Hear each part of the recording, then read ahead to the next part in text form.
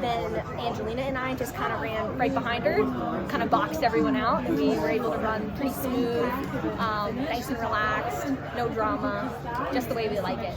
In this kind of race, is there anything you can take from this one into the final, or is it just kind of checking a box to make your way through? There's definitely, you can kind of see up close and personal what your competition's form is like and what some of their maybe like tells are if we're playing a poker game. I'm not going to tell you what I learned from my competitors today, but it's definitely, I learned some useful things that I think could be very beneficial in the final. How do you feel about your season to this point? Yeah, great question. I've definitely had a slower start to the season than years past, but honestly, I'm peaking at the right time.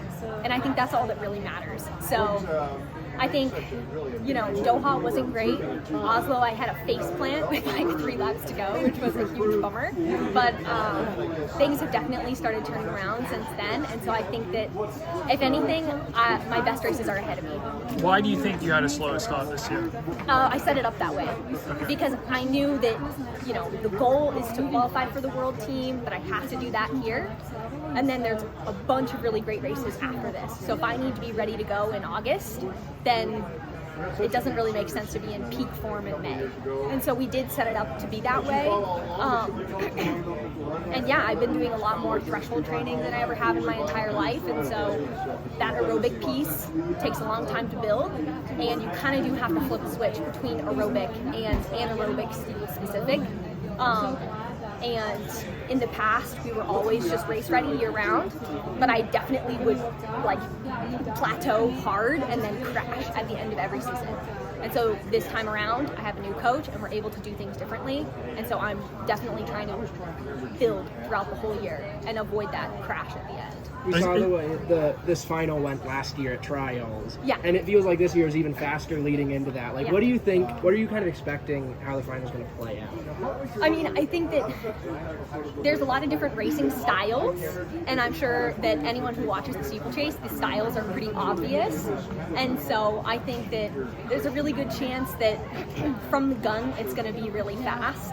I think it's probably going to be an honest race from the start, and it's going to be hot and sunny during the race on Saturday. And so I think, people who can just manage that the best and are there with 2 laps to go, it's going to be probably pretty similar to last year in what the last maybe 2 or 3 laps look like, I would say. Are you happy about where you're at then, like fitness-wise right now? Oh yeah, definitely. I mean, I ran a 9:37 and it felt super easy, super controlled.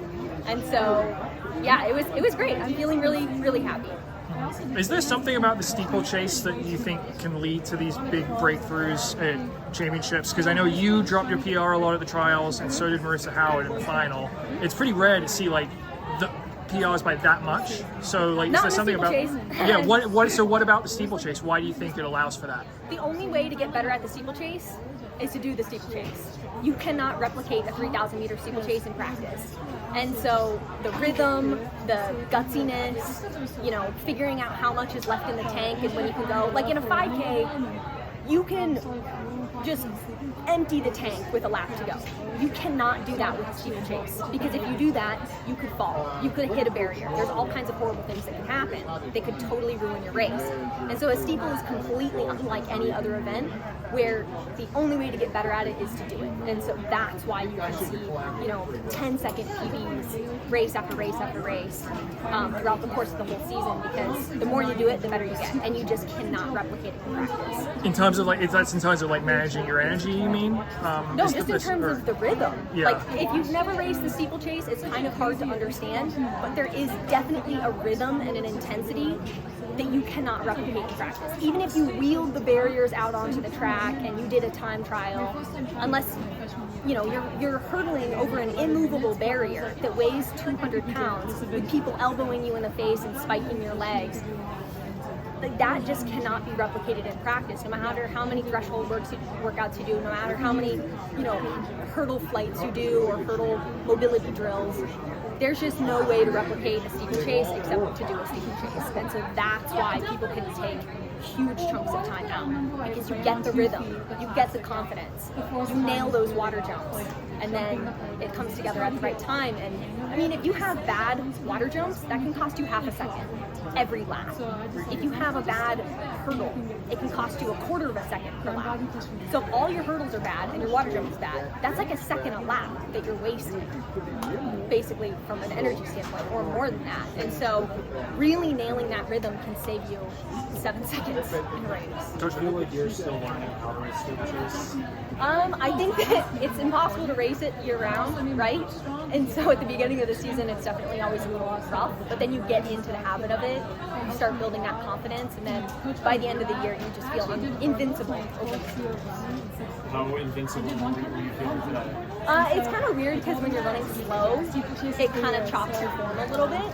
And so I definitely think on Saturday when we're running fast, my form is just going to get better and better with every lap to go. And yeah, it's going to be an exciting race.